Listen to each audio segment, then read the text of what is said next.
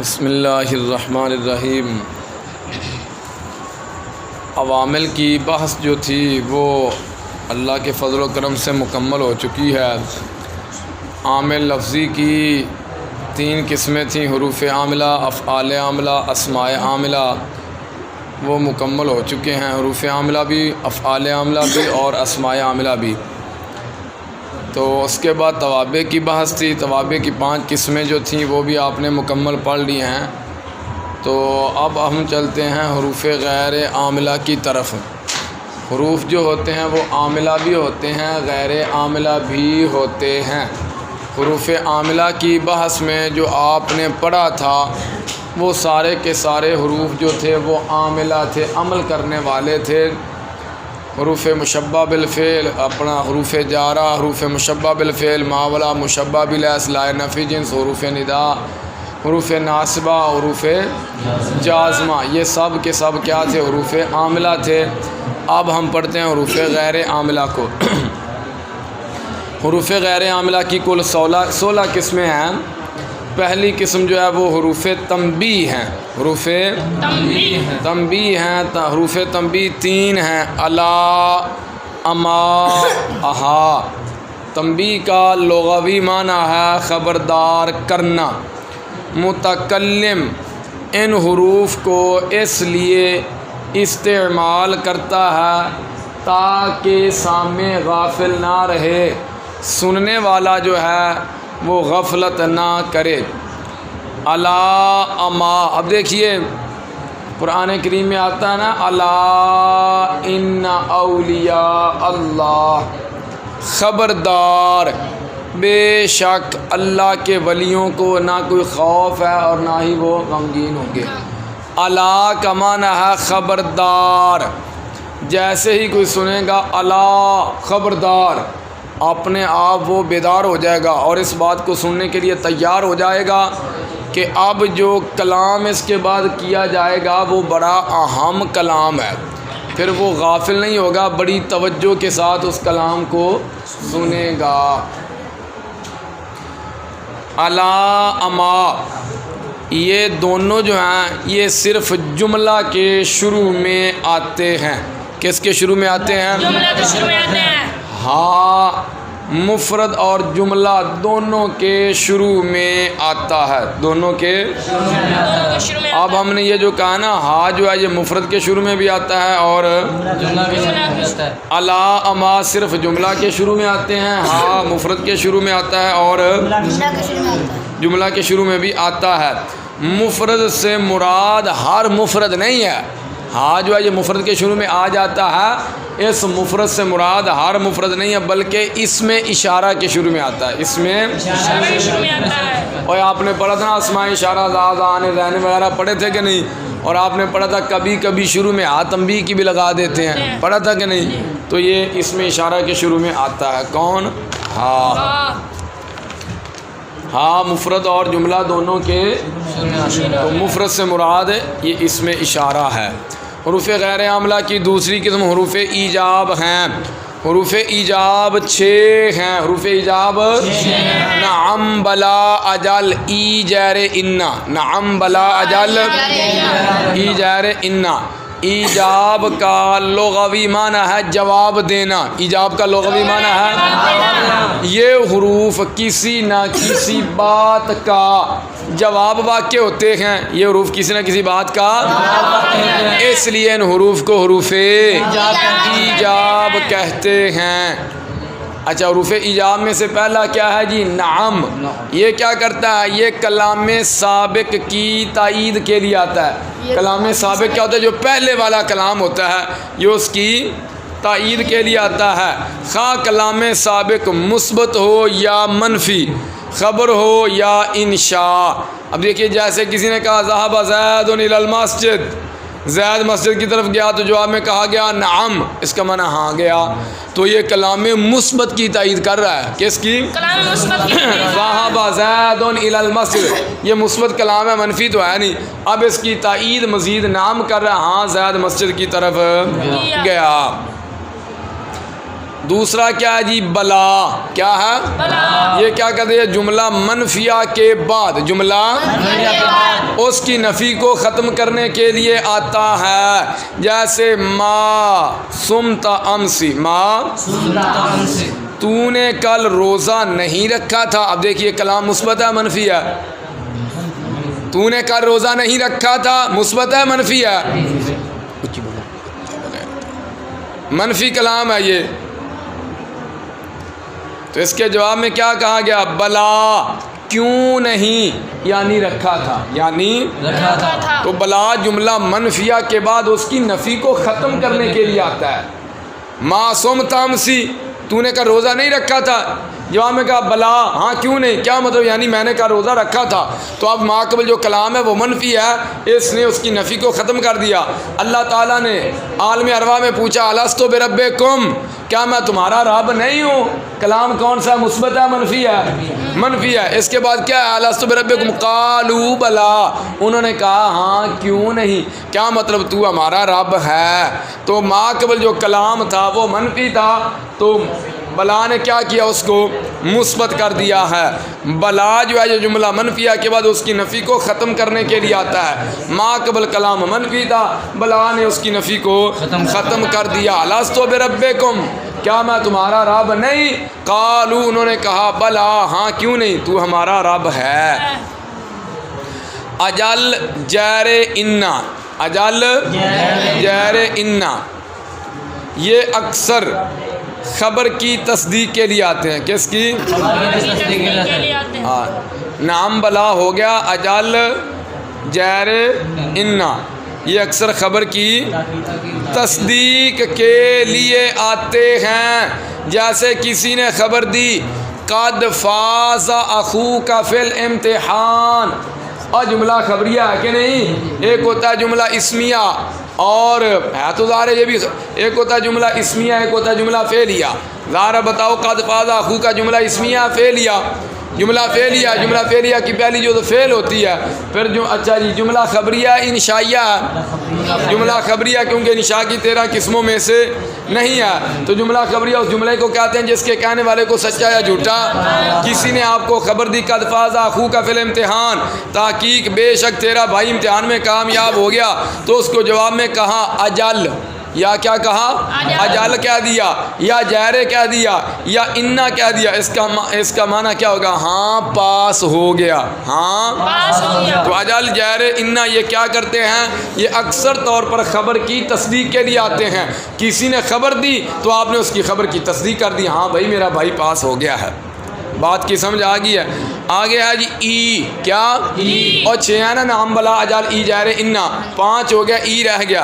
ای یہ استفہام کے بعد اس چیز کو ثابت کرنے کے لیے آتا ہے. ای استفہام کے بعد جس کے بارے میں پوچھا گیا ہو، اور اس کا استعمال قسم ہی کے ساتھ ہوتا ہے.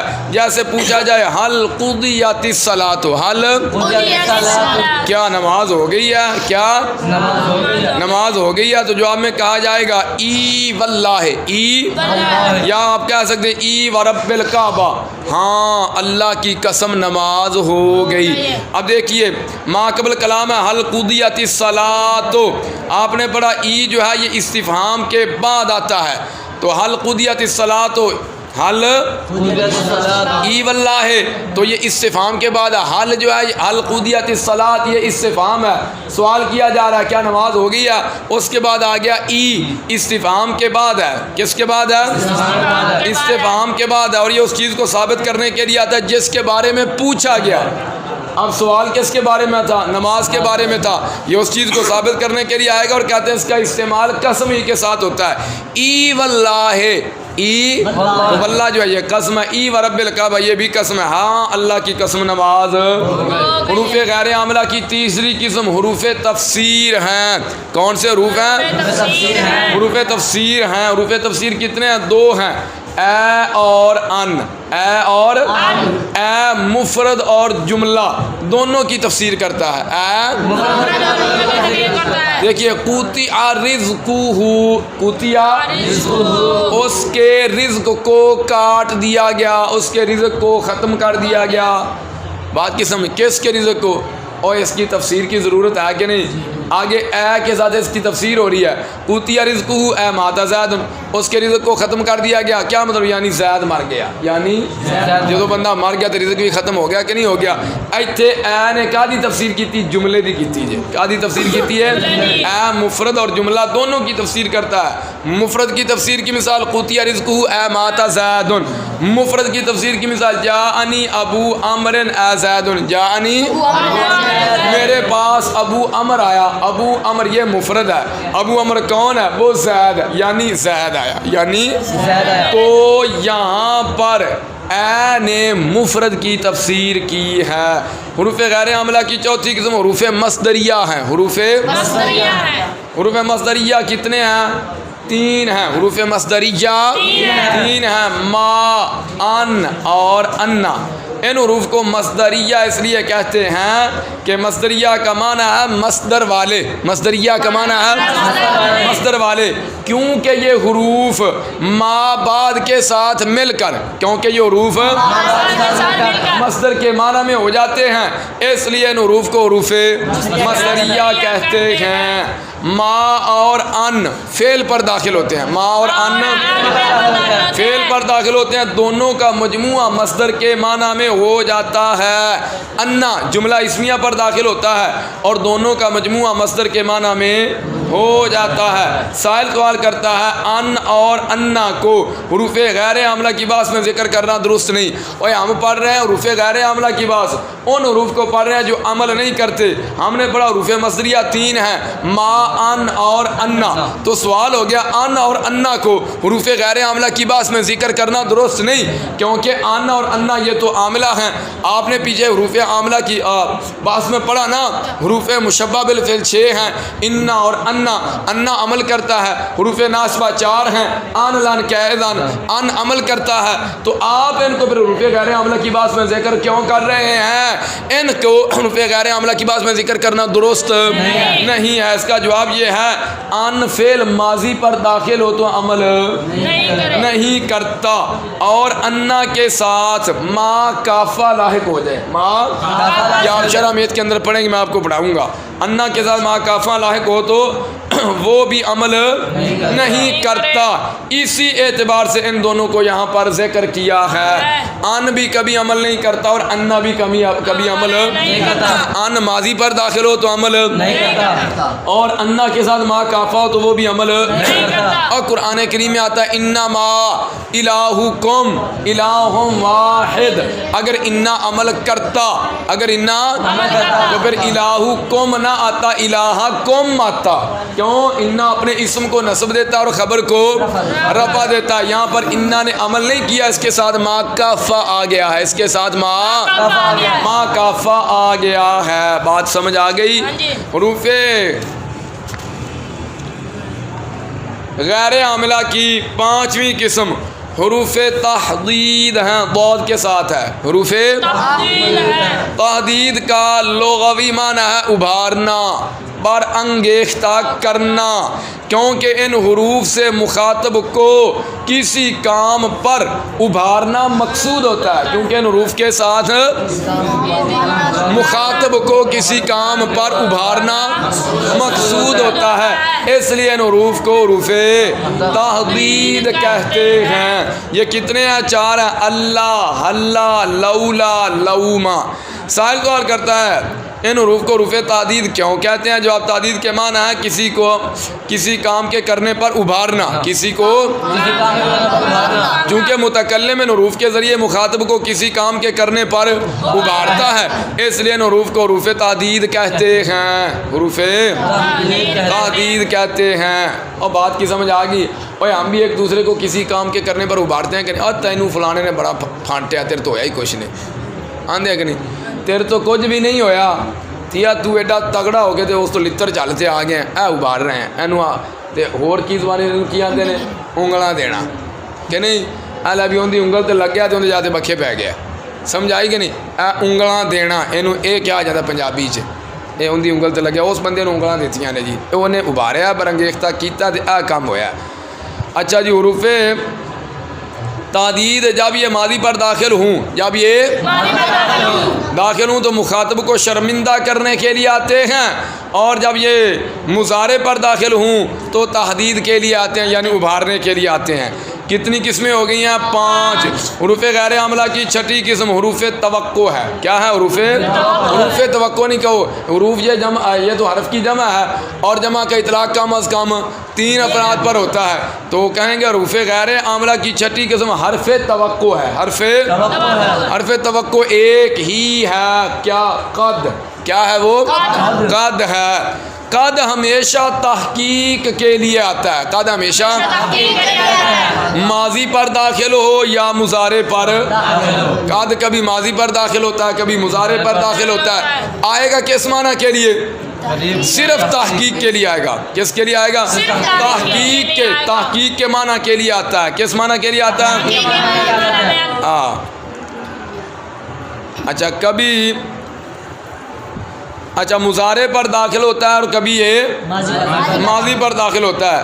اگر قد ماضی پر داخل ہو، اگر قد تو یہ 3 معنوں کے لیے آتا ہے، کبھی صرف تحقیق کے لیے آتا ہے، کبھی تحقیق مع تقریب کے لیے آتا ہے، کبھی تحقیق مع توقع کے لیے آتا ہے۔ اور اگر مضارع پر داخل ہو تو پھر بھی 3 معنوں کے لیے آتا ہے، کبھی صرف تحقیق کے لیے آتا ہے، کبھی تحقیق مع تقلیل کے لیے آتا ہے، کبھی تحقیق مع تکسیر کے لیے آتا ہے۔ یہ سمجھاؤں گا آپ کو آگے۔ حروف غیر عاملہ کی 7ویں قسم حروف استفہام ہیں۔ کون سے حروف ہیں؟ حروف استفہام ہیں۔ حروف استفہام کسے کہتے ہیں؟ جو طلب فہم کے لیے آتے ہیں، جو طلب اور گالنو سمجھن واسطے آندے نے۔ اور وہ کتنے ہیں؟ 3 ہیں۔ ما حمزہ حل، ما حمزہ ما اور حل، ما اور یہ دونوں ابتدائے کلام میں آتے ہیں۔ ما اور حل یہ دونوں جملہ اسمیہ اور جملہ فعلیہ پر بھی آتے ہیں، یعنی ما اور حل یہ جملہ اسمیہ پر بھی آتے ہیں، جملہ فعلیہ پر بھی۔ ان میں فرق یہ ہے، حل ایسے جملہ اسمیہ پر نہیں آتا جس کی خبر جملہ فعلیہ ہو۔ حل ایسے جملہ اسمیہ پر نہیں آتا جس کی خبر جملہ فعلیہ ہو۔ اب دیکھیے جیسے حل زیدن، زیدن اسم ہے کہ نہیں؟ یہ جملہ اسمیہ، حل زیدن قام، حل زیدن۔ اب یہ کہنا درست نہیں ہے، کیونکہ زیدن یہ مبتدا، قام ہے اس کی خبر ہے، اور یہ جملہ فعلیہ ہے۔ اور حل ایسے جملہ اسمیہ پر نہیں آتا جس کی خبر جملہ فعلیہ ہو۔ حل زیدن قائم تو درست ہے، حل زیدن قام درست، اور حمزہ جو ہے یہ انکار کے لیے، حمزہ جو ہے یہ انکار کے لیے آتا ہے، اور حل انکار کے لیے۔ حروف غیر عاملہ کی 8ویں قسم حرف ردا ہے۔ حرف ردا ہے۔ ردا کا یہ حرف ردا ایک ہی ہے، حرف ردا مجھ کی جانت الخیر۔ حرف ردا ایک ہے، کون سا؟ کلا۔ کیا ہے؟ کلا کا لغوی معنی ہے روکنا۔ کیا معنی ہے؟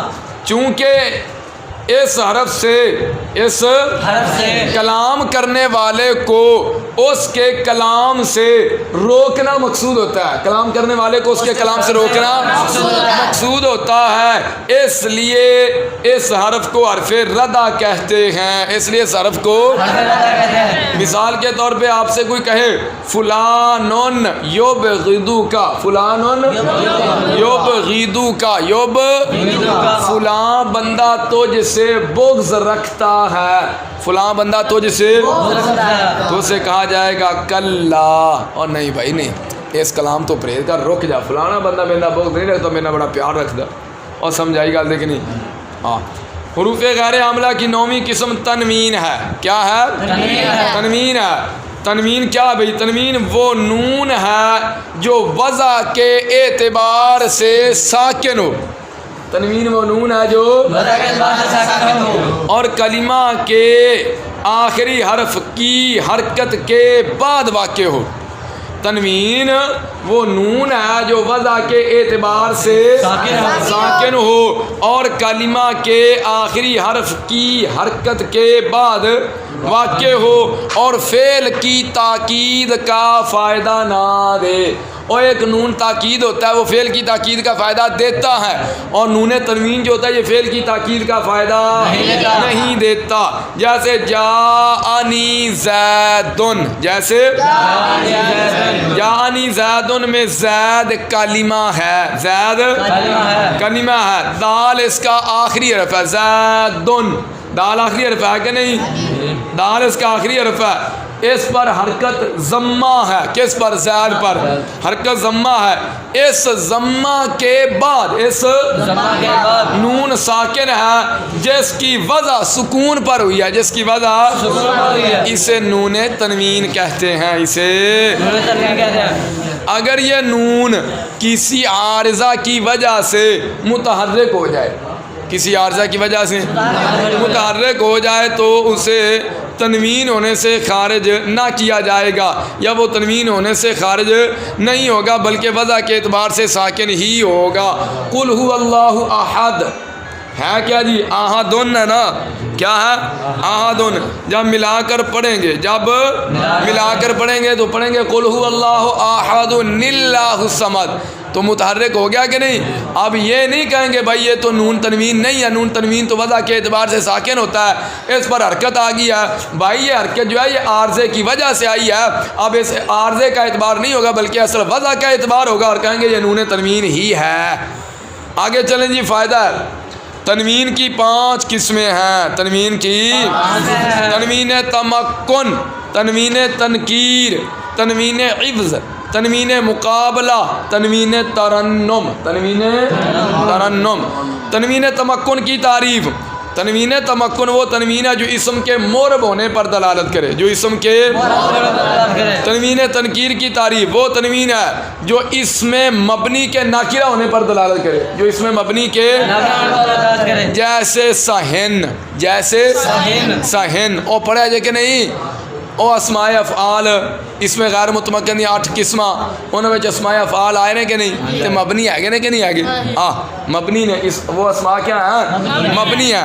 وہ تنوین جو اس میں مبنی کے ناکرہ ہونے پر دلالت کرے، جیسے سہن، جیسے اس میں فعل ہے اور یہ مبنی ہے، اس میں فعل ہے اور مبنی ہے۔ اگر یہ بغیر تنوین کے ہو تو یہ معرفہ ہوگا، ایک ہے سہن ایک ہے سہ، بغیر تنوین کے ہو تو معرفہ ہوگا، تنوین کے ساتھ ہو تو ناکرہ ہوگا۔ اور اس کا معنی کیا ہوگا پھر جی؟ اس کا معنی یہ ہوگا جب یہ بغیر تنوین کے ہو، اسکوتی سکوت الان، اسکوتی سکوت الان، اصل میں اسکت السکوت الان، تو السکوت درمیان میں حمزہ وصلی گر گیا، 2 ساکن ہو گیا اکٹھے، تو پہلے ساکن کو حرکت دے دی، کسرہ کیا تا کو، تو اس کوتی سکوت الان، معنی کیا ہوگا؟ تو اس وقت چپ رہا، کہ ہونے چپ کر جا، یہ کہنا صح تینا مطلب کی ہونے چپ کر جا، خبردار جا کے منہ پٹیا تھا، اور سمجھ آئی؟ صح کا معنی کیا بھی ہونے ہی چپ کر جا۔ اچھا، اور اگر یہ تنوین کے ساتھ ہو تو پھر یہ ناکرہ ہوگا، پھر کیا ہوگا؟ تو اس وقت اس کا معنی یہ ہوگا اسکت سکوتم ما فی وقت ما، اسکت سکوتم ما فی وقت ما، تو کسی وقت تو چپ رہا کر اور کسی ویلے تو چپ کر جائے، ہر ویلے ٹان ٹان ٹان ٹان کی کھا دے کہاں کھا دے، ہر ویلے بولی رکھنا، سہن خدا دا نہ کسی ویلے تو چپ کر جائے گا، اج میں تم بولنا ہے سہندہ کی معنی ہے اور کسی ویلے تک کھلوریا کر چپ کر جا کر کی کھاتا ہی تو۔ آگے چلیں بھئی، تنوین تمکن بھی ہوگی، تنوین تنکیر بھی ہوگی، اور تنوین اب چلتے ہیں عوض کی طرف۔ تنوین عوض کی تعریف،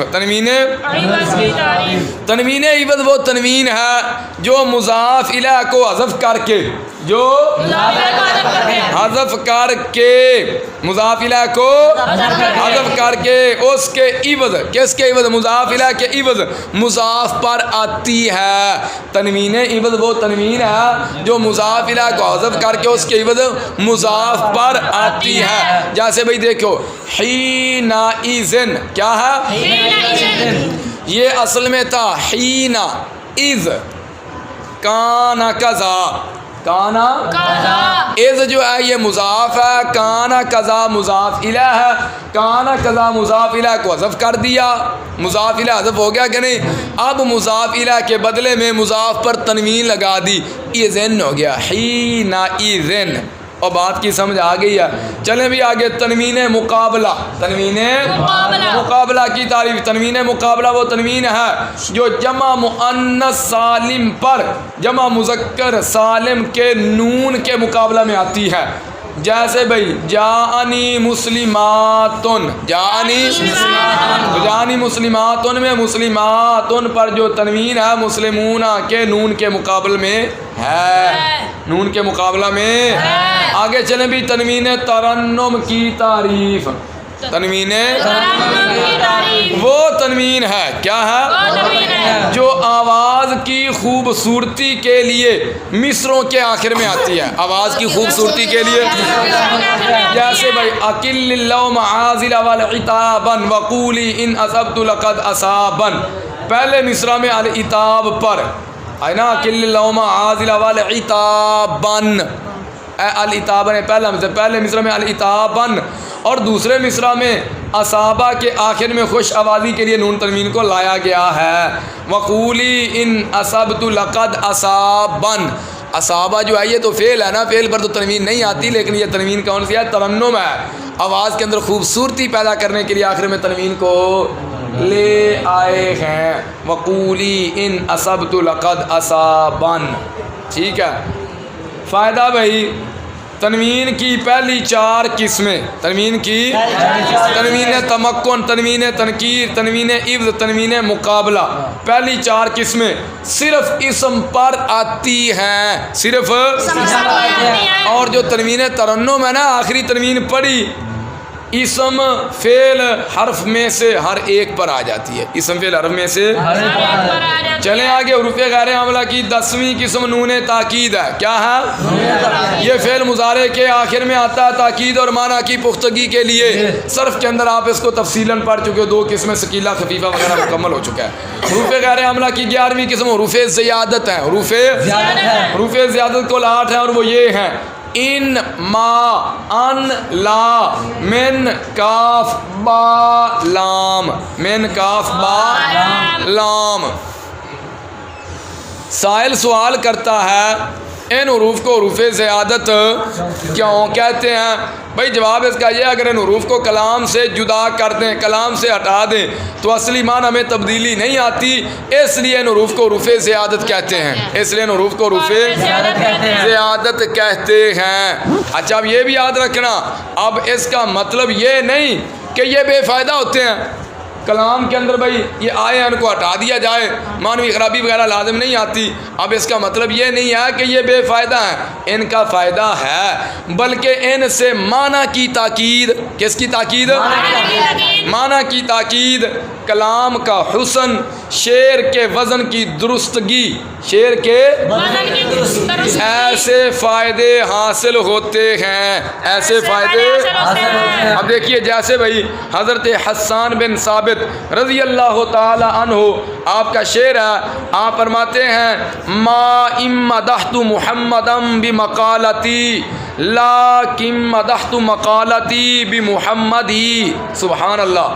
آپ فرماتے ہیں میں نے اپنے کلام سے نبی پاک علیہ الصلوۃ والسلام کی مدح نہیں کی، تعریف نہیں کی، میں نے تو آپ کے ذکر سے اپنے کلام کو زینت دی ہے، میں نے تو آپ کے ذکر سے اپنے کلام کو زینت دی ہے، آپ کی تعریف نہیں کیا بلکہ اپنے کلام کو زینت دی ہے کہ اس کلام کے اندر آپ کا مبارک نام ہے، آپ کا ذکر ہو رہا ہے، تو آپ کے ذکر کی وجہ سے میرا جو کلام ہے وہ اس قابل ہو جائے گا کہ اس کو سنا جائے، اس کو سنا جائے۔ میرے کلام کو جو عزت ملی ہے، زینت ملی ہے، وہ تو آپ کے مبارک نام سے ملی ہے۔ سمجھ آئی غلطی کہ نہیں؟ بہرحال جو بتانا چاہتا ہوں، ما امدحت محمدا بمقالتی، یہاں پر ما کے بعد جو ان ہے یہ زائدہ ہے، ما ان، ما مدحت، ان کیجئے، وہ زائدہ ہے، ان کیا ہے؟ زائدہ ہے۔ آگے چلو جی، حروف غیر عاملہ کی 12ویں قسم حروف شرط ہیں، حروف شرط دو ہیں اور وہ یہ ہیں اما اور لو، اما اور ان بھی حروف شرط میں سے ہے، ان بھی لم لما لام امر لا نہی اور ان شرطیہ، ان بھی شرطیہ ہے۔ ایتھے کیوں نہیں ذکر کیتا؟ کیونکہ ایتھے حروف غیر عاملہ دا ذکر ہے، او کیے وہ عاملہ ہے، ان کیا ہے وہ عمل کرتا ہے، اور یہ جو دو ہیں اما اور لو یہ عمل نہیں کرتے، اس لیے اما اور لو کا ذکر کیا ہے، ان کو چھوڑ دیا ہے، ان کا ذکر پیچھے حروف عاملہ میں ہو چکا ہے۔ چلیں آگے جی، کتنے حروف ہیں؟ یہ دو ہیں، اما اور لو۔ اما تفصیل کے لیے آتا ہے، کس کے لیے آتا ہے؟ تفصیل کے لیے آتا ہے، جس کے دو معنی ہیں۔ کلام سابق کی وضاحت کے لیے آتا ہے، جیسے اللہ تعالیٰ کے ارشاد فمنہم شقی و سعید، ان میں سے کچھ بدبخت ہیں اور کچھ نیک بخت ہیں۔ اب اس میں اجمال ہے، اور ظاہر تفسیر کے لیے آتا ہے تو ماقبل کلام میں اجمال ہوگا، ابہام ہوگا، یہ اس اجمال اور ابہام کو دور کرے گا۔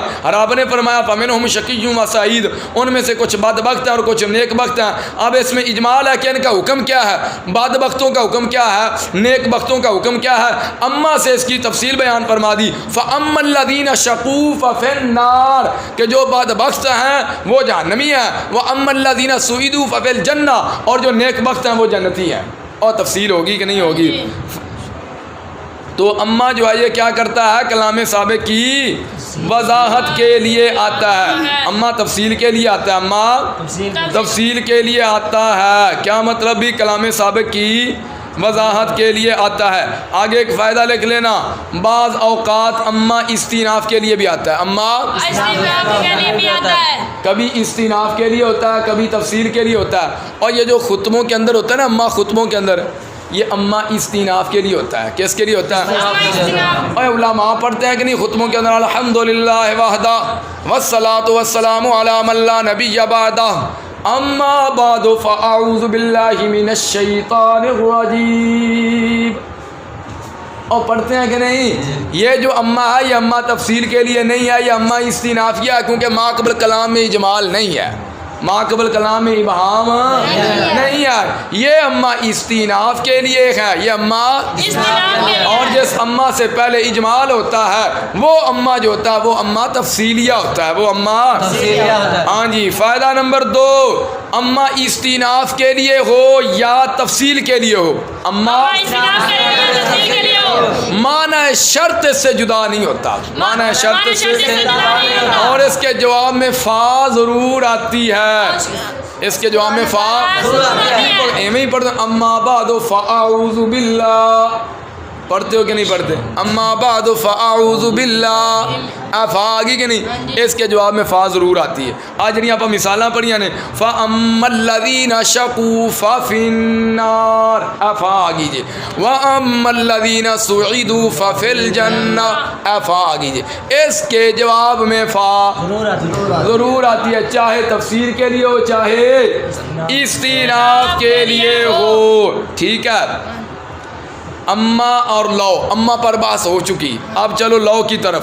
لو کی کم کردہ، لو انتفاع ثانی بسبب انتفاع اول، لو انتفاع ثانی بسبب انتفاع، اور مطلب یہ ہے یہ لو جو ہے یہ دوسری چیز کی نفی کرتا ہے پہلی چیز کی نفی کی وجہ سے، یہ دوسری چیز کی پہلی چیز کی نفی کی وجہ سے، کس کی نفی کرتا ہے؟ دوسری چیز کی پہلی چیز کی نفی کی وجہ سے۔ لو جو ہے نا، لو یہ دو جملوں پر داخل ہوتا ہے، پہلے کو شرط کہتے ہیں، دوسرے کو جزا کہتے ہیں، اور یہ کرتا کیا؟ دوسری چیز کی نفی کرتا ہے پہلی کی نفی کی وجہ سے۔ اب دیکھیے قرآن کریم میں آتا ہے، لو کان فیہما آلہۃ الا اللہ لفسدتا، اگر زمین و آسمان میں آلہۃ کئی خدا ہوتے، الا اللہ اللہ کے سوا، لفسدتا تو کیا ہوتا؟ زمین و آسمان تباہ ہو جاتا، زمین و آسمان اب دیکھیے لو کانا فیہما آلیہۃ الا اللہ لفسدتا، لفسدتا یہ جزا ہے، ما قبل جو کلام ہے وہ کیا ہے؟ شرط ہے، اور لو کرتا کیا؟ یہ دوسری چیز کی نفی کرتا ہے، دوسری چیز ہے لفسدتا، دوسری چیز کی نفی کیوں کرتا ہے؟ پہلی کی نفی کی وجہ سے۔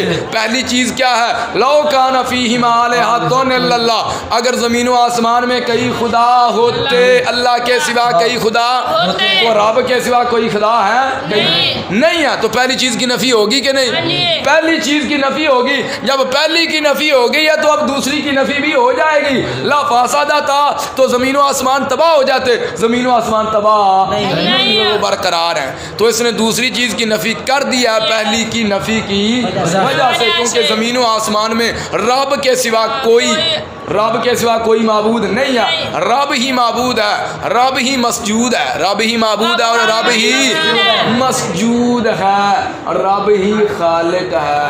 اور گل سمجھ آ گئی جی؟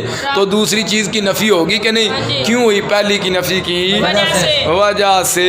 چلو بھئی حروف غیر عاملہ کی 13ویں قسم لولا ہے، کیا ہے؟ مشکلہ کیا مولوی صاحبہ؟ میں تسی مر جانا پتر، پھر میں یہ نہیں پوچھ رہا بھی کیوں کنے تو نوس آیا۔ لولا یہ انتفاع ثانی، تو بڑا سیٹ ہو جائے گا۔ لولا یہ انتفاع ثانی بسبب وجود اول، لولا انتفاع ثانی بسبب وجود اول، کیا مطلب؟ یہ دوسری چیز کی نفی کرتا ہے پہلی کے وجود کی وجہ سے، دوسری چیز کی نفی کرتا ہے، جیسے لولا علی لہلک عمر، لولا علی اگر علی نہ ہوتے تو عمر ہلاک ہو جاتے، اگر پیارے علی نہ ہوتے تو پیارے عمر ہلاک ہو جاتے۔ پہلے تو واقعہ سنیے، سیدنا عمر فاروق کا دور تھا، ایک عورت حاملہ تھی، اس نے زنا کیا، پیارے عمر نے کہا اس کو رجم کر دیا جائے، کیونکہ شادی شدہ عورت کی سزا جو ہے اس کو پتھر مار مار کے کیا کیا جائے؟ سنگ سار کر دیا جائے۔ وہ کیا ہو چکی تھی؟ وہ حاملہ ہو چکی تھی۔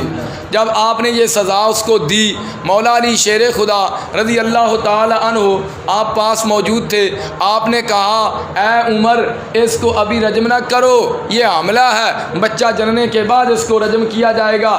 نبی پاک علیہ الصلوۃ والسلام کی شریعت سے یہی سبق ملتا ہے۔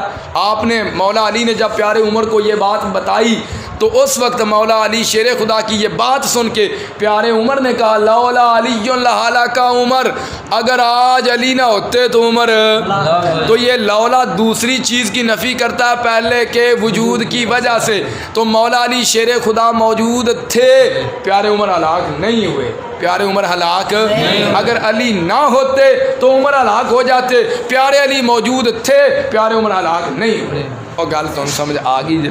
حروف غیر عاملہ کی کتنی قسمیں ہو گئی ہیں؟ 13 ہو گئی ہیں۔ لو بھی 14ویں قسم لام تاکید، لام تاکید مفتوح ہوتا ہے جیسے لزید افضل من امر۔ حروف غیر عاملہ کی 15ویں قسم ما بمانا ماداما، ما بمانا سوال کرتا ہے ماں کا ذکر تو پہلے حروف مصریہ میں ہو چکا ہے، حروف مصریہ 3 ہے، ماں حمزہ الف، ماں ہو چکا تو پھر اس کو دوبارہ ذکر کیوں کیا؟ بھئی جواب یہ ہے ماں کی 2 قسمیں، ماں زمانیہ، ماں غیر زمانیہ، ماں زمانیہ، ماں غیر زمانیہ۔ ماں غیر زمانیہ اپنے ماں باپ کے ساتھ مل کر مصدر کا معنی دیتا ہے اور زمانہ پر دلالت نہیں کرتا۔ کون سا ماں؟ غیر زمانیہ، ماں باپ کے ساتھ مل کر مصدر کے معنی میں ہو جاتا ہے اور زمانے پر دلالت نہیں کرتا، اسی کا ذکر حروف مصریہ میں کیا گیا ہے۔ اور ماں زمانیہ سے پہلے وقت مضاف، ماں زمانیہ سے پہلے مضاف مقدر ہوتا ہے اور ماں کو اس کے قائم مقام کر دیا جاتا ہے، ماں کو اس کے پہلے غیر زمانیہ کا ذکر تھا، اب زمانیہ کا ذکر ہے، لہذا تکرار نہیں ہوا۔ کتنی قسمیں ہو گئی ہیں؟ 15 ہو گئی ہیں۔ حروف غیر عاملہ کی 16ویں قسم حروف عاطفہ ہیں۔ حروف عاطفہ کل 10 ہیں اور وہ یہ ہیں واو، فا، ثم، حتی، اما، او، ام، لا، بل، لیکن، یہ ہیں کل 10 حروف عاطفہ۔ حروف غیر عاملہ کی 16 قسمیں مکمل ہو چکی ہیں۔